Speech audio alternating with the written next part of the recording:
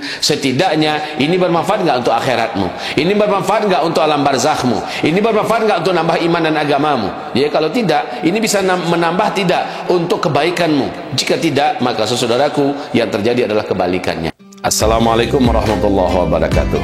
Semangat selalu dalam beramal di bulan Ramadan. Mari kita melakukan akselerasi amal, di mana tidak cukup dengan apa yang kita lakukan buat diri kita saja, tapi kita merambah amalan kita menjangkau orang lain demi memperbanyak amalan kita. Inilah amalan-amalan yang utama di dalam bulan Ramadan, yaitu memperbanyak puasa, seolah-olah kita mengkloning diri kita menjadi sekian banyak, dan masing-masingnya berpuasa dan pahalanya ngalir ke kita. Itu diberikan petunjuk oleh Allah SWT dan Rasulnya dengan cara berilah berbuka dan makan berbuka orang-orang yang berpuasa, serta sahurnya orang-orang yang untuk berpuasa. Saudara dan sahabat tercinta, sampai hari ini pesantren kita, para pemburu ilmu Allah dan para penghafal Al-Quran kita, para guru-guru dan dai-dainya, serta warga masyarakat yang kita bina dalam iman dan tauhid, seluruh mereka alhamdulillah untuk 1 minggu pertama bulan Ramadan ini sudah terpenuhi sahur dan berbuka mereka. Sekarang untuk hari ke-7, ke-8 dan seterusnya, kita menampung selebar-lebarnya, dibuka seluas-luasnya untuk 250 orang saudara-saudari, santriwan santriwati kita, guru-guru dan dai-dai kita, untuk sahur dan berbuka mereka. Tafadhal dari antum semua, per satu orang insyaAllah 50.000 sahur berbuka dan berprogram dakwah di bulan Ramadan termasuk di situ. Kita membutuhkan 250 orang per satu hari. Silakan diantarkan atau ditransfer ke Uzma Care ya, 716-7684-003 Bank Sedah Indonesia atas nama Uzma Care. Tapi ingat, tolong dilebihkan di angka belakangnya, angka 1 ya. Pokoknya kita mengirim 10 juta atau 5 juta 1, 10 juta 1. Berarti tim admin kita langsung paham bahwa ini dimaksudkan untuk membukakan puasa orang-orang yang berpuasa. Semoga apa yang kami sampaikan menjadi gelora dan semangat yang tidak pernah berhenti dari kita semua merangsang dan mengejar ketertinggalan kita dalam amal. Wabil khusus bulan Ramadan, bisa jadi ini adalah Ramadan terakhir kita. Jadikanlah ini Ramadan terbaik, terhebat dan terbanyak pahala kita. Barakallahu fikum, ditunggu dan dinanti. Selamat menikmati pahala bersama-sama. Assalamualaikum warahmatullahi wabarakatuh.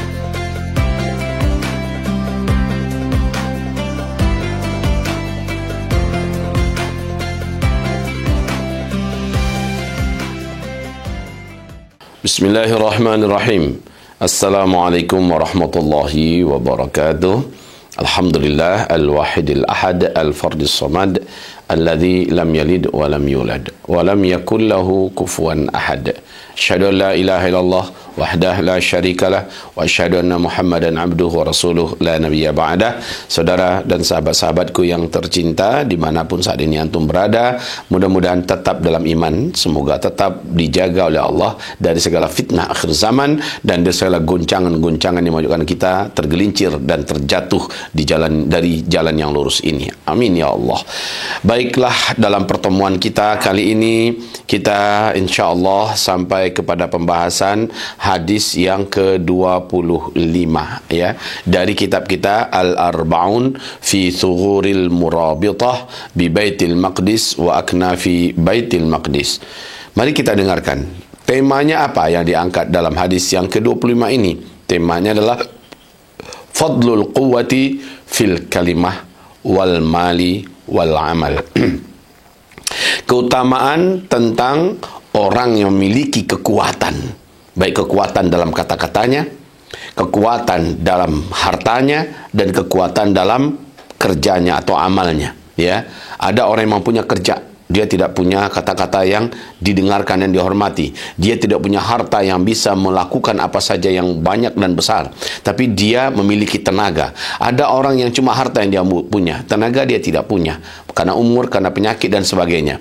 Jadi dengan hartanya dia bisa bertindak banyak ya. Dan itu menjadi sebuah kekuatan. Ada yang kekuatannya tidak pada hartanya, tidak pada fisiknya, tetapi kalimatnya.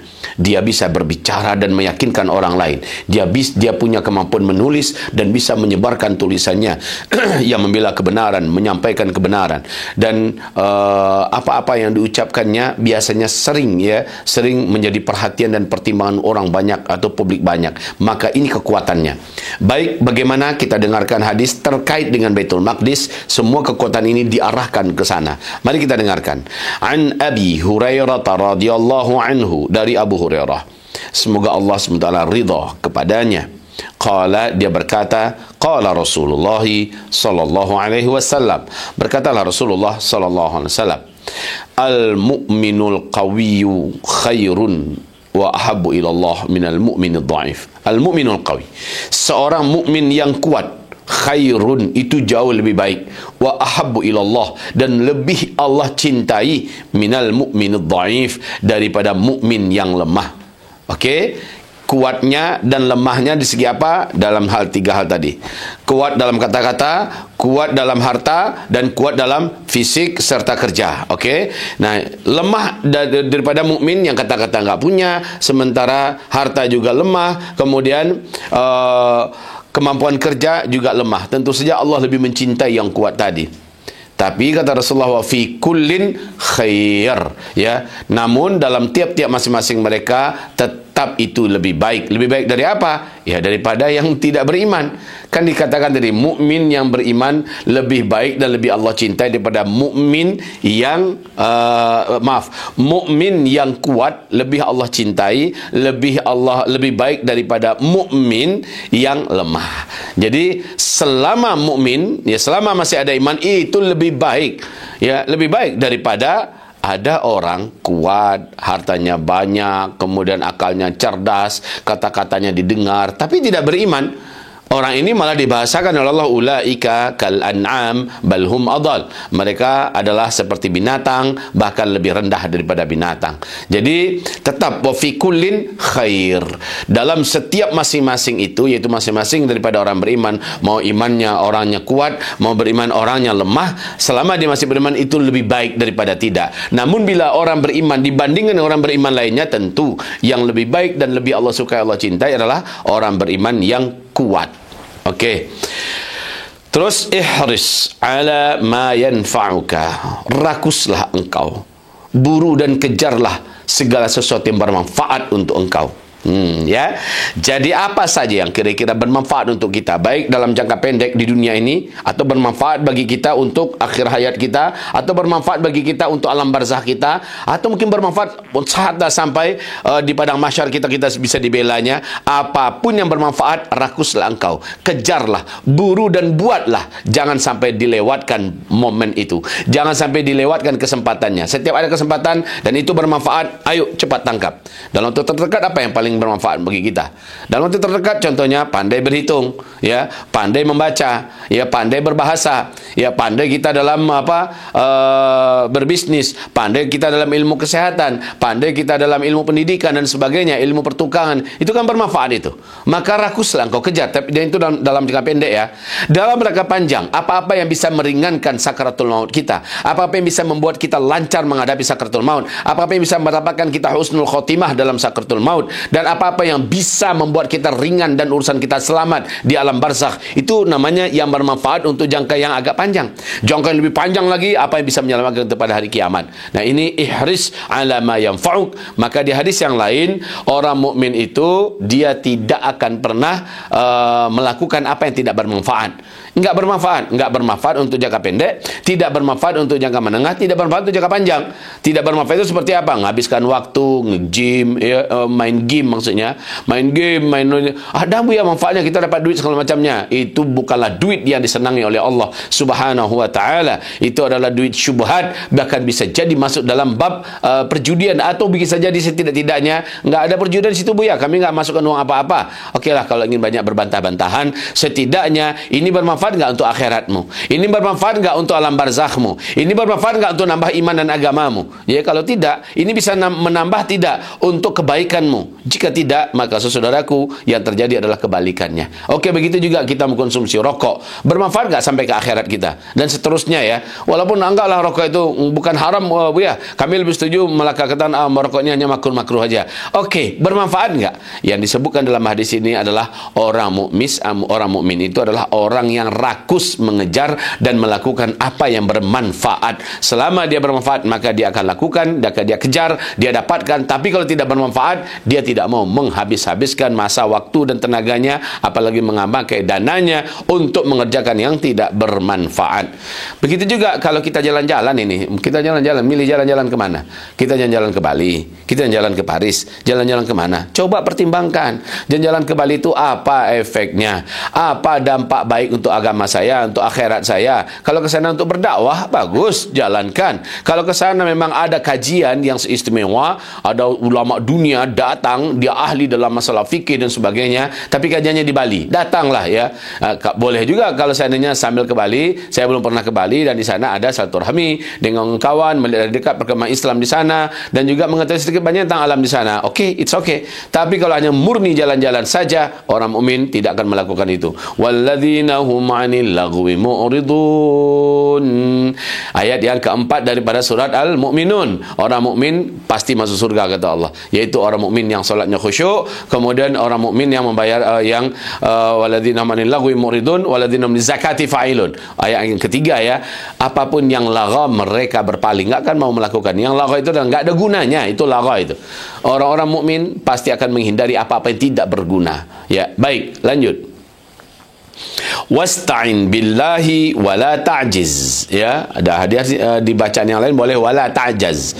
Wasta'in billah, minta tolonglah engkau hanya kepada Allah Subhanahu wa taala. Wala ta'jiz. Jangan sampai engkau lemah harapan kepada Allah, lemah harapan kepada pertolongan Allah, kemampuan Allah. Saya rasanya Allah itu entah orang macam saya dari tolongnya tidak. Orang macam saya kalau berdoa jangan-jangan enggak didengar, bahkan melihat pun Allah ke saya mungkin tidak. Itu lemah, itu keyakinan. Kalau saya berdoa pada Allah tadi ya Allah bisa begini, bisa melakukan ini. Ini sudah berbahaya. Kalau sempat kita ragu dengan kemampuan Allah Subhanahu wa taala, ini sudah berbahaya sekali. Ya, padahal dalam akidah tidak ada satupun di alam semesta ini yang tidak terjadi kecuali dengan izin Allah Subhanahu wa taala. Bila Allah sudah berkehendak, qala kun fayakun, cukup bagi Allah menyatakan adalah maka adalah dia, terjadilah maka terjadilah dia, wujud maka wujudlah dia. Bagi Allah cukup hanya dengan kun fayakun, terjadilah maka terjadilah. Wa in asabaka syai'un fala taqul, dan jika engkau ditimpa atau menimpa kepadamu sesuatu, sesekali engkau jangan pernah mengatakan lau anni fa'altu kana kadza wa kadza. Kalaulah aku melakukan yang ini, pasti yang ini tidak terjadi. Jangan itu dikatakan, ya. Kenapa? Walakin qul, tetapi katakanlah qadarullah wa ma syaa fa'al. Katakanlah qadarullah, ini sudah takdir dari Allah, wa ma syaa fa'al. Kalau Allah sudah berkehendak, itu pasti terjadi. Fa inna lau, karena sesungguhnya perkataan lau, kalaulah aku melakukan ini melakukan itu, pasti terjadi begini, pasti yang begini tidak terjadi. Karena kata-kata lau itu tadi taftahu amalas syaitan, akan membukakan pintu-pintu amalan setan, ya. Orang kalau sudah mengatakan lau, kalaulah saya, akhirnya dia berpikir yang enggak. Kalaulah saya ganteng, kalaulah saya putih, ya. Karena dia tidak atau kurang ganteng, karena kurang putih, operasi plastik dia jadinya. Itu pintu amalan setan, ya. Pintu amalan setan, dia sudah datangi amalan setan. Kalaulah saya kuat, kalaulah, akhirnya dia mencari kuat dengan cara instan, ya.